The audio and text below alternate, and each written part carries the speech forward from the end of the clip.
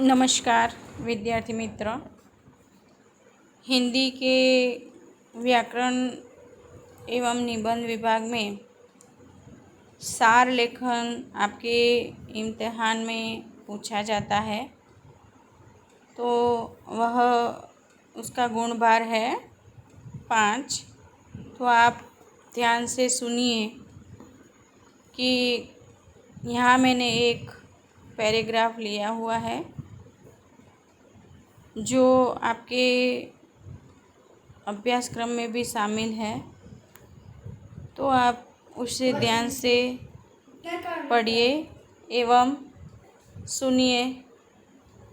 जीवन एक अनमोल निधि है और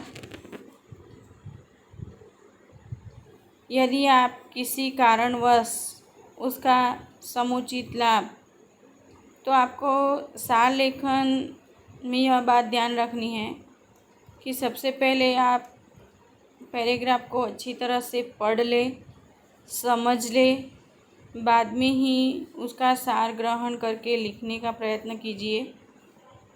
मैं यहाँ सबसे पहले एक यह पैराग्राफ पढ़ लेती हूँ, जिससे आपको समझ में आ जाएगा कि यहाँ किसकी तरफ निर्देश किया गया है। तो सुनिए, जीवन एक अनमोल निधि है। यदि आप किसी कारणवश उसका समुचित लाभ अथवा आनंद नहीं उठा पाते, तो आपका पहला कर्तव्य है कि आप अपनी वर्तमान परिस्थिति का अच्छी तरह विश्लेषण करें। मतलब जी नहीं पाते हैं तो किस तरह से जी नहीं पाते हैं, वर्तमान परिस्थिति किस तरह से चल रही है, उस पर ध्यान दीजिए। आपकी समस्या क्या है, इसे भलीभांति समझे और अपनी मुश्किलों को दूर करने का उपाय सोचें।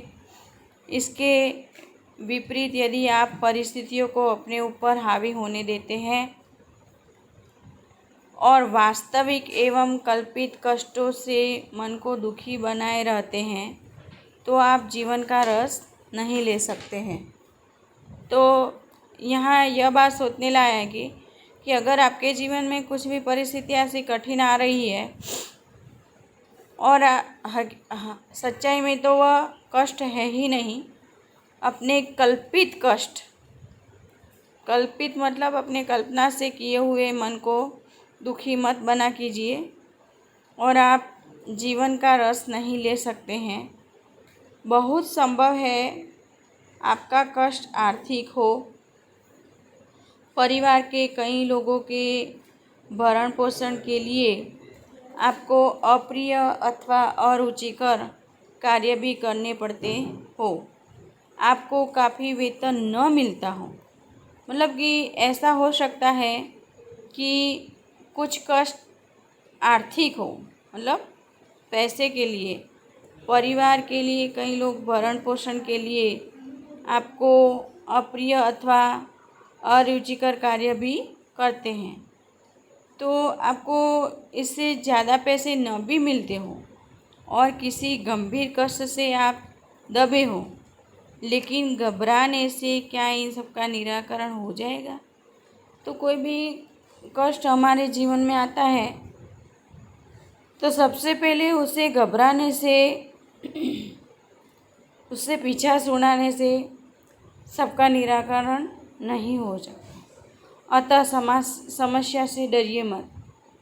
कोई भी समस्या हमारे सामने आती है तो उसे डरने की ज़रूरत नहीं है, उसकी शिकायत मत कीजिए, बल्कि जूझने के लिए तैयार हो जाइए। हमारे जीवन में ऐसा कष्ट है, हमें ऐसे चलेंगे, ऐसा होता रहेगा, ऐसा सोचने की बिल्कुल ज़रूरत नहीं है। केवल कष्टों का सामना कीजिए।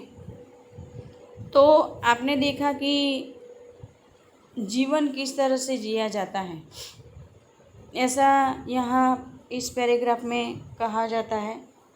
तो आप उसे कैसे सार ग्रहण कर सकते हैं। तो पैराग्राफ पढ़ने से यह तो पता चल जाता है कि इसमें कुछ जीवन की बातें हैं। तो यहाँ सबसे अच्छा शीर्षक कौन सा होगा? जीवन जीने की कला। तो हम 1/3 सार लेखन ऐसे कर सकते हैं कि जीवन का सच्चा आनंद पाने के लिए मनुष्य को अपनी वर्तमान कठिनाइयों को समझकर उन्हें दूर करने के उपाय सोचने चाहिए। तो सबसे पहले यह वाक्य लिखने से पूरे पैराग्राफ का सार ग्रहण आ जाता है। फिर 2 वाक्य और लिख लीजिए।